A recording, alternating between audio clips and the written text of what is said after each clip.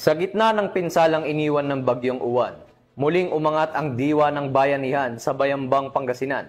Katuwang ang mga residente, nagkaisa ang Bayambang Municipal Police Station sa paglilinis ng mga kalsada, pagtanggal ng mga natumbang puno at pagsasaayos ng paligid, patunay na ang serbisyong publiko ay higit pa sa tungkulin.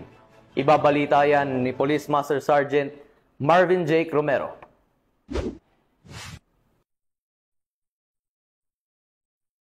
Mabilis na rumisponde ang Bayambang Municipal Police Station sa paglilinis at pag-aalis ng mga natumbang puno at basura matapos ang pananalasan ng Bagyong Uwan na nagdulot ng pinsala sa iba't ibang bahagi ng bayan.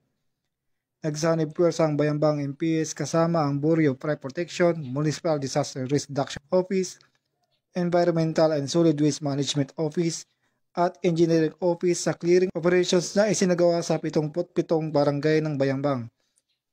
Layunin ng kanilang pagkilos na maibalik agad ang kaayusan at kalinisan sa mga kalsada, gayon din ang kaligtasan ng mga residente.